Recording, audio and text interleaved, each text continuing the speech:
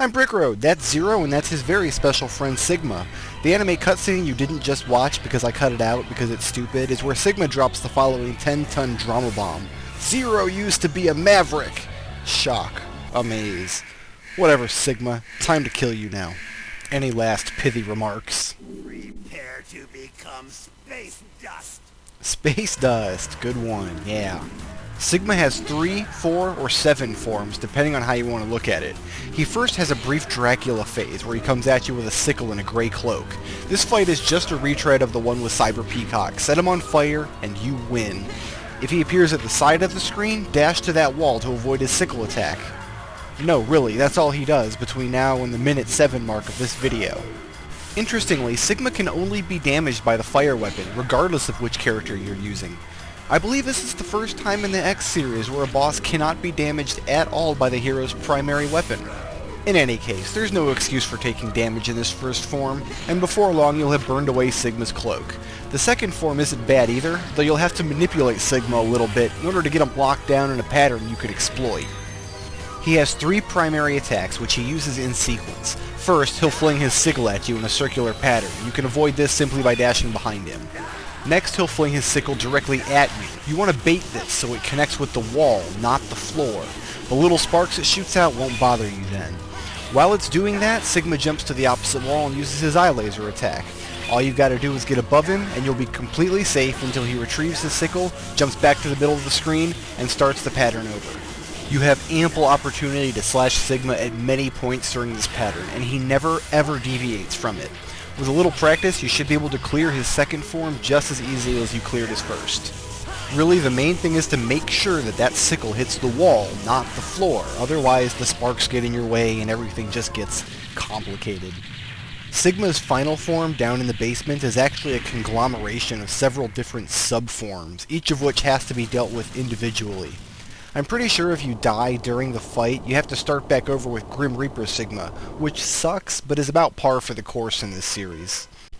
Are you ready for your final journey? Oh, I'm ready. It's on, chump change. Sigma has 2 life bars. One is attached to his big damn gun on the right side of the screen, and the other is attached to his giant face, which appears on the left. To win the fight, you have to destroy both of these forms. He also has 3 little mini-heads, which attack with fire, ice, or lightning. The flow of the battle is such that he switches back and forth between big damn gun and big damn face, with an elemental mini-head in between. 3 mini-heads plus 2 different attacks each for his main subforms means there is a lot going on in this battle. I've got this fight down to the point where only 2 of Sigma's attacks really throw me, his yellow lightning mini-head and the rock-spewing vacuum attack from the big damn head form on the floor. I can deal with pretty much everything else except when I do stupid things like crash into his face and take a bunch of damage for absolutely no reason. The floor head's windy attack is the only place in the game I get any use out of Slash Beast's dashing technique. The problem is I always get to this point and use the wrong flocking weapon button during my dash, which gets me the lightning spear, which is useless. What always ends up happening then is that I kill the big gun form long before the big face form is even close to dead, which doesn't make the fight any more difficult, just kind of drags it out a bit. I like to try to do at least a little damage to Sigma each time he appears. One of the major barriers to getting good at this fight is learning to dodge the mini-heads. The red one shoots fireballs, which you can dodge by jumping in a precise pattern. He'll try to shoot you low, so double jumping will get you over his first volley and bait him into firing the next one high. Alternate this for a couple volleys, and then dash underneath the last one if you have to. Tricky, but possible. The yellowhead fires balls of lightning that explode along the floors and walls. I just take the hit and use my invincibility frames to get to safety. You know, works for me. The blue one is the easiest. All it does is vomits ice water, so you can avoid it just by standing on top of it. Big damn gun down, we're in the home stretch. X has the advantage against Big Damn Face since he can stand right in front of it and rapid-fire Maverick weapons. It's no easier than what Zero has to do with his triple slash, but it gets the job done quicker because he's piling on more damage. And one of these days I swear I'll figure out how to dodge those lightning balls. There's gotta be a rhythm to it that I'm just not seeing. I always like to start the Big Damn Face phase about half a screen away from Sigma, since he's either about to suck me in or blow me away. Too much distance and I won't be able to avoid the spikes if he uses wind. Too close, and he'll trap me for major crash damage if he uses his vacuum. Anyway, that's it. From here on out, it's just a matter of staying the course and trying to only take one hit against the yellow mini-face. When it's all said and done, this is one of Sigma's easier incarnations, despite being so complicated. And yes, in case you were wondering, he's easier with Zero than with X, thanks to the increased maneuverability. Double jumping and wide slashing arcs are just so awesome. If you really wanted to, you can destroy the mini-heads, although this doesn't actually accomplish anything. You only have a few seconds to do it, they don't stay dead, and none of their attacks are easier to dodge with them out of the picture. Although maybe that's why I have problems with the yellow head. Maybe it's worth investigating. Oh, come on. 1 pixel left. Work with me, Zero. Work with me! So let's see. Over the years, Sigma has gotten equipped with a laser sword, tiger claws, a sickle, and a shield. That more or less qualifies him as a Soul Calibur character, if you want to look at it that way. And now I've gone and visualized Sigma wearing a skin-tight ninja costume. Good job, Brick Road. Well done. So all the pesky gameplay's out of the way, which means all that's left is to resolve the plot. Basically boils down to Sigma pointing an even bigger gun than the one he's holding at Planet Earth, and what's left of General showing up to heroically sacrifice himself to stop it.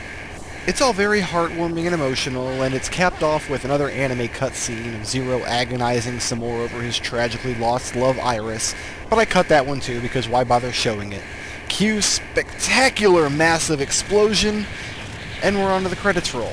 And more importantly, we're on to the end of my scripts. And there you have it. At long last, we've come to the end of Mega Man X4.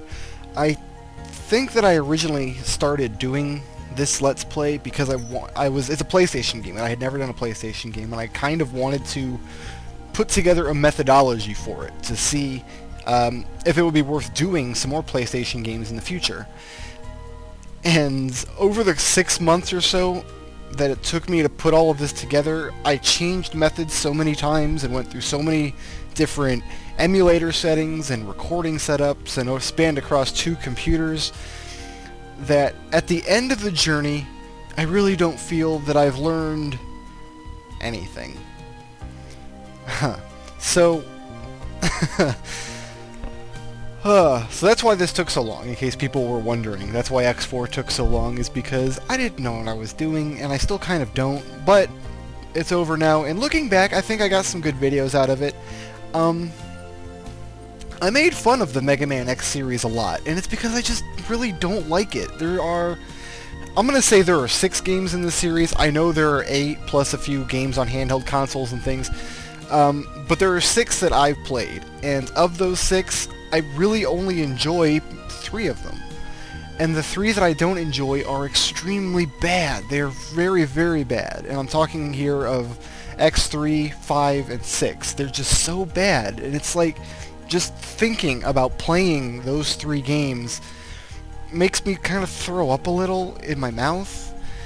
And I don't see why I should have to play them, because I've got X1 and 2 and 4. And those 3 games, they're not perfect, and they're not as good as the best of the classic Mega Man series, but they bring out something a little unique to the table, and that's why I do appreciate them for what they are. And the best of them all is X4, which I legitimately enjoy quite a bit, and I have played quite a bit through my life. And I'll probably go back to it from time to time.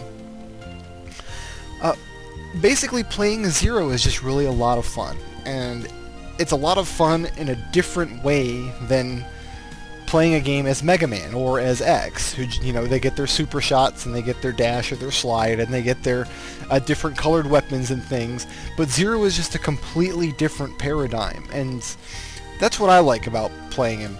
And it's just too bad that X5 and X6 are horrible, unplayably bad games, because Zero is a fun part of them.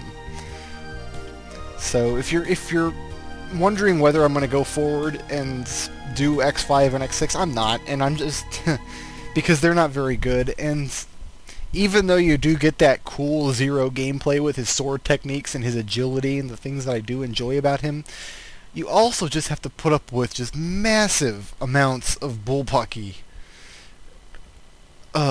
Just thinking about it is bad. So here's your story wrap up. More of that angsty, why must we fight forever tagline crap. The future is coming in the sequel. but it's not coming in this Let's Play. Guys, thank you so much for watching. I hope you enjoyed X4. I'll see you later.